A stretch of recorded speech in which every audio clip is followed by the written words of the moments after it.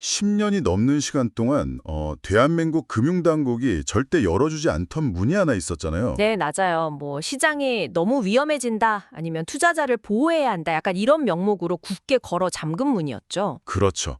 그런데 정작 그 정문이 딱 닫혀 있는 동안 뒷문으로는 무려 6조 원이라는 진짜 어마어마한 한국의 자본이 조용히 빠져나가고 있었습니다. 와, 6조 원이면 정말 엄청난 규모죠. 네, 그러니까요.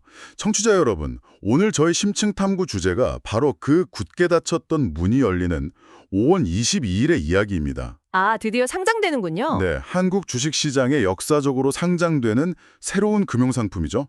삼성전자와 SK하이닉스의 하루 주가 변동을 무려 2배로 추종하는 단일 종목 2배 레버리지 ETF입니다.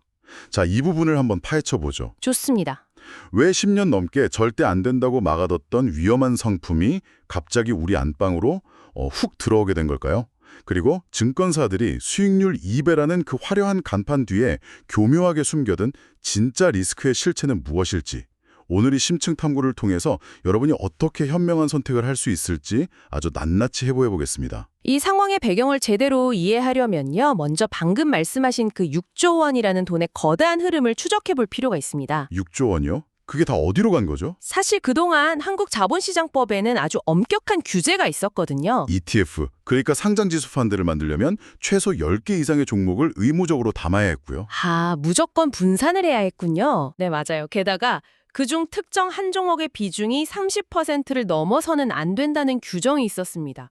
쉽게 말해서 펀드라는 이름을 달려면 무조건 분산 투자를 해서 위험을 쪼개라. 이게 법의 핵심이었죠. 그러니까 당국 입장에서는 나름대로 투자자들의 계좌가 한 방에 녹아내리는 걸 막아보겠다고 안전망을 딱 쳐둔 거네요. 그렇죠. 그래서 삼성전자 딱 하나에 100% 올인해서 그걸 2배로 튀기는 레버리지 상품은 국내에선 애초에 탄생 자체가 불가능했습니다. 그런데 투자자들은 그 안전망 안에서 얌전히 기다리지 않았잖아요. 네, 당연하죠. 국내에 내가 원하는 상품이 없으니까 시선을 바로 해외로 돌려버린 겁니다. 홍콩 증시에 중국 자산운용사인 CSOP가 만든 삼성전자와 SK하이닉스 2배 레버리지 ETF가 상장되어 있었거든요. 홍콩에 이미 그런 게 있었군요. 네, 근데 놀랍게도 이 상품들에 몰려든 자금의 절대 다수가 바로 한국 투자자들의 돈이었습니다. 진짜요? 네, 구체적인 데이터를 보면 하이닉스 2배 상품에 약 4조 5천억 원, 그리고 삼성전자 2배 상품에 약 1조 2천억 원, 도합 6조 원에 가까운 막대한 자본이 홍콩에 묶여버렸습니다. 이 상황을 보니까 저는 딱 이런 생각이 듭니다. 이건 마치 어떤 특정 화학물질이 위험하다고 국내 공장 설립을 전면 금지해놨더니 기업들이 국경 바로 너머에 공장을 짓고 거기서 만든 완제품을 비싼 관세까지 물어가면서 한국으로 역수입해오는 상황이랑 완전 똑같네요. 아주 정확한 비유입니다. 결국 돈만 밖으로 새나가고 정작 위험 통제는 전혀 안 되는 그 규제 차익의 전형적인 부작용을 보여주는 사례 아닌가요? 여기서 매력적인 부분은 바로 그 포인트입니다. 그 맥락을 아주 정확히 짚어줬는데요. 금융당국 입장에서는 정말 발등에 불이 떨어진 거죠. 하긴 당국도 가만히 있을 수는 없었겠죠. 네, 한국 사람들이 홍콩에 있는 주식을 사려면 원화를 홍콩 달러로 환전을 해야 하잖아요. 안 그래도 글로벌 거시경제 상황 때문에 환율이 막 요동치는 마당에 6조 원이라는 막대한 국내 자금이 환전돼서 빠져나가니까 원화 가치 하락, 즉 환율 상승 압박이 더 심해질 수밖에 없었죠. 단순한 주식 문제가 아니라 환율 방어 차원의 문제이기도 했군요. 네, 맞습니다. 결국 당국도 위기감을 느끼고 자본시장법 시행령을 개정합니다. 100% 단위의 종목으로도 200% 레버리지를 낼 수 있도록 빗장을 푼 거죠. 오, 완전히 풀어준 건가요? 아니요. 아무 종목이나 다 열어준 건 아니고요. 시가총액 비중이 코스피 전체의 10% 이상이어야 하고 거래대금 비중도 5% 이전이어야 한다는 아주 까다로운 4가지 조건을 받았습니다. 현재 이 조건을 만족하는 건 대한민국 증시에서 삼성전자와 SK하이닉스 딱 2곳뿐입니다. 그렇군요.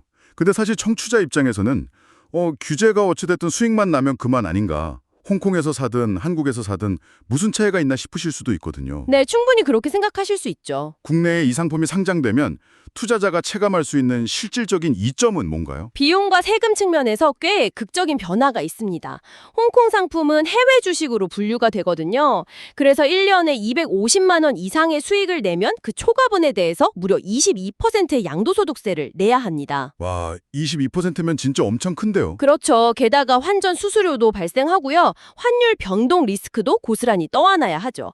하지만 국내 상장 상품은 국내 주식형 ETF 규정을 따르기 때문에 이런 양도세 부담에서 훨씬 자유로워집니다. 환 리스크나 시차 문제도 당연히 사라지고요. 확실히 국내 상장이 세금이나 편의성 면에서는 압도적으로 유리하네요. 근데 제가 이 출처 자료들을 살펴보다가 좀 모순적인 부분을 하나 발견했습니다. 어떤 부분이죠? 당국이 이렇게 문을 열어주면서도 이 상품을 사려면 투자자 계좌에 기본 예탁금이 1,000만 원이 무조건 있어야 하고요. 또 레버리지 사전 교육을 2시간이나 억지로 이수하게 만들어 놨더라고요. 네, 맞습니다. 허들이 꽤 높죠.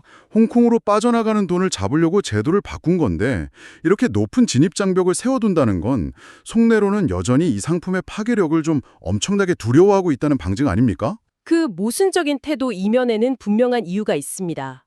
그 허들 자체가 금융당국이 날리는 마지막 경고장이거든요. 마지막 경고장이요? 네, 그리고 그 경고장의 핵심에는 이른바 음의 복리 효과, 전문 용어로 변동성 끌림이라는 아주 잔혹한 수학적 함정이 도사리고 있습니다.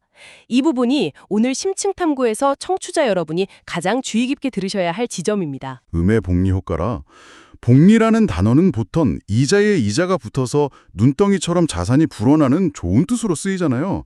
근데 앞에 음이라는 단어가 붙으니까 직관적으로 좀 섬뜩하네요. 네, 이름부터가 심상치 않죠? 구체적으로 계좌에서 어떤 일이 벌어지는 건가요? 구조를 분해해서 수학적으로 명확히 비교를 좀 해보겠습니다. 먼저 일반 주식입니다. 여러분에게 원금 1,000만 원이 있다고 가정을 해보죠.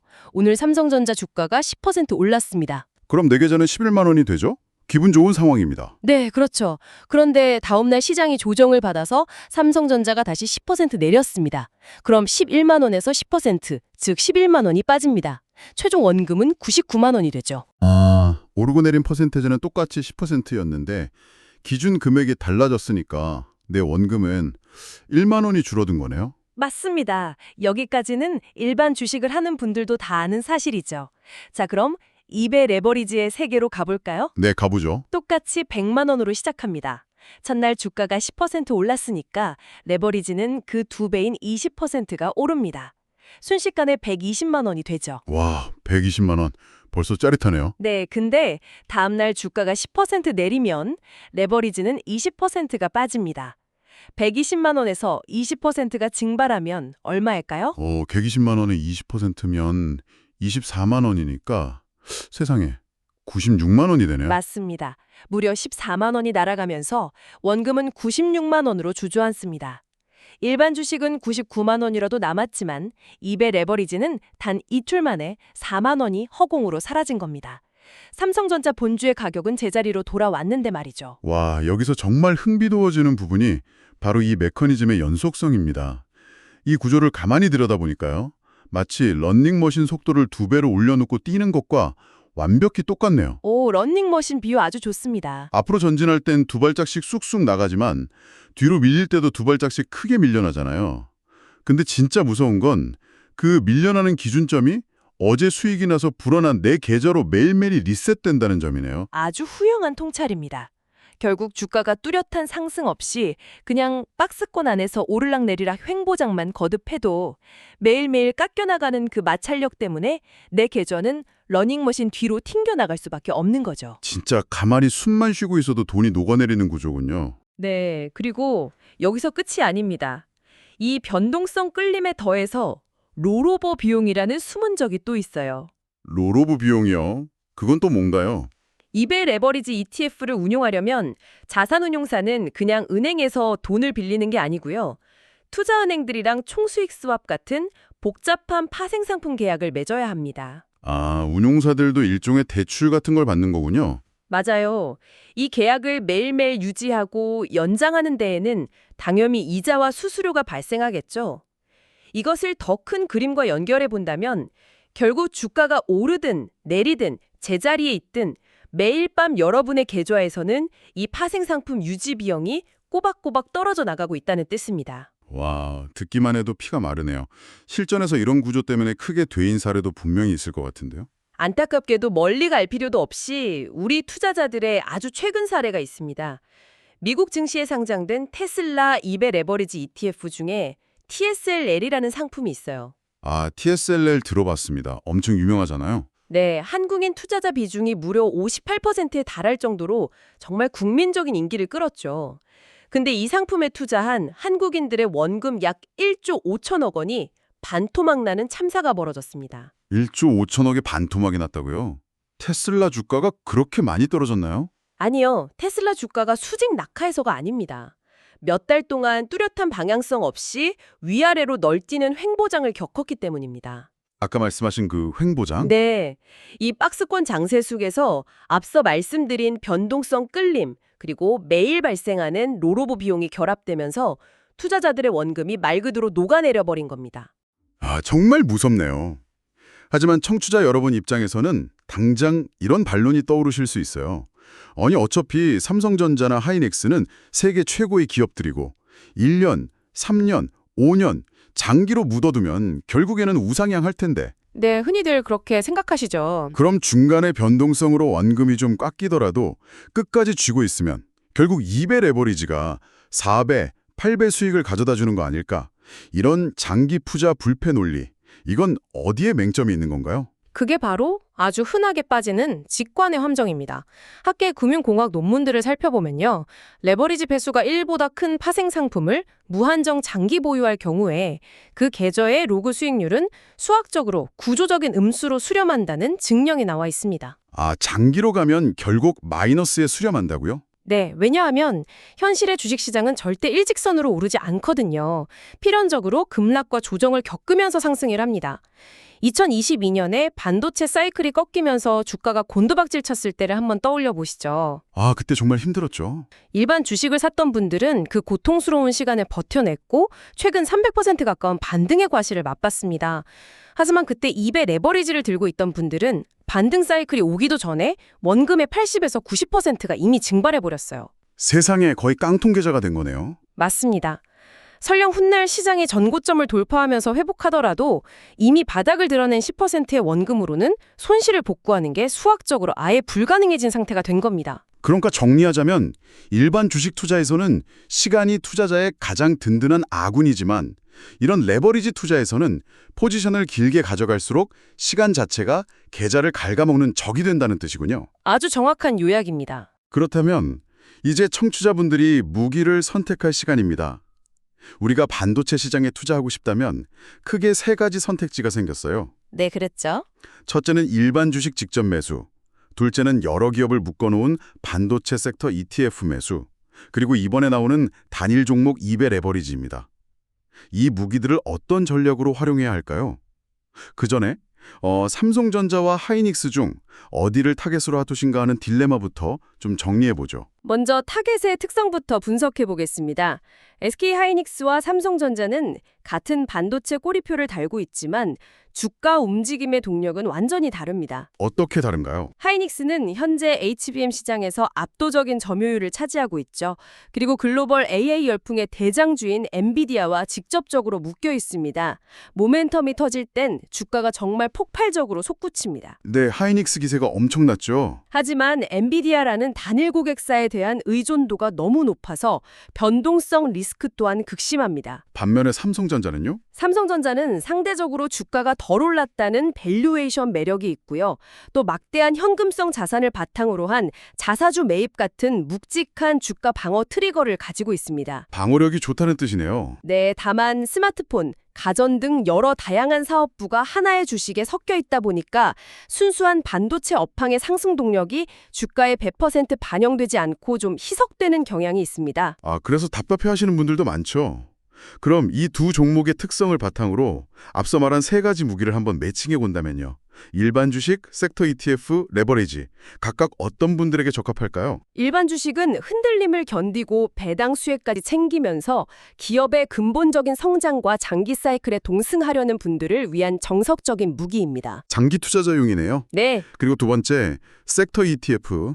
예를 들면 코덱스 반도체 같은 상품들은 소액으로 적립식 투자를 하고 싶은 분들께 아주 훌륭합니다. 삼성전자의 안정성, 하이닉스의 폭발력, 거기다 중소형 장비주들의 탄력성까지 하나의 바구니에 담아서 개별 기업 리스크를 분산시키는 아주 평화로운 방식이죠. 네, 마음 편한 투자네요. 그럼 마지막으로 2배 레버리지는요? 세 번째, 오늘 우리가 다루는 단일 종목 2배 레버리지는요. 단호하게 말씀드리지만 이건 투자가 아닙니다. 철저히 단기 트레이딩 전술 도구입니다. 투자가 아니라 트레이딩이다. 네, 엔비디아의 어닝 서프라이즈 발표 전날이나 대규모 자사주 매입 같은 뭔가 확실한 촉매제가 터질 때 그 단기 모멘텀의 파도에 올라타서 짧고 굵게 수익을 내고 즉시 빠져나오는 용도로만 쓰셔야 합니다. 아, 머릿속에 정리가 확 되네요. 제가 읽은 자료에 나온 좀 찰떡 같은 비유를 빌려오자면 이렇습니다. 섹터 ETF가 펀드 매니저가 알아서 사과, 배, 포도를 골고루 담아주는 안전하고 평화로운 과일 바구니라면요. 네, 과일 바구니 좋네요. 이 단일 종목 2배 레버리지는 특정한 사과 딱 하나에 내 영혼을 끌어모아서 이 사과는 내일 무조건 금사과가 된다. 여기에 베팅을 하는 거군요. 맞습니다. 아주 극단적인 베팅이죠. 방향성이 맞으면 짜릿하겠지만 틀리면 완전 쪽박입니다. 그렇다면 이 레버리지에 진입할 때는 일반 주식을 살 때 그 느긋한 마음가짐을 다 버리고 무조건 진입과 동시에 기계적인 손절 라인부터 설정하는 게 완전 생존의 필수 조건이겠습니다. 정말 정확한 지적입니다. MTS 주문창에서 내가 감당할 수 있는 마이너스 손익률, 예를 들어서 마이너스 5%면 무조건 팔리게 한다. 이런 자동 주문을 걸어두는 규율이 없다면요. 정말 아차하는 순간에 시장의 변동성에 휩쓸려서 계좌가 녹아내리게 될 겁니다. 그런데 말입니다. 우리가 이 상품의 구조와 수학적 위험성 그리고 대응 전략까지 이론적으로 완벽하게 다 이해했다고 하더라도요. 현실의 주식시장은 결코 교과서처럼 얌전하게 흘러가진 않잖아요. 그렇죠. 항상 예상 밖의 일들이 터지니까요. 당장 이번 상품 상장을 앞두고 5월의 캘린더를 가만히 들여다보면 아주 심상치 않은 폭풍전야의 기운이 감지됩니다.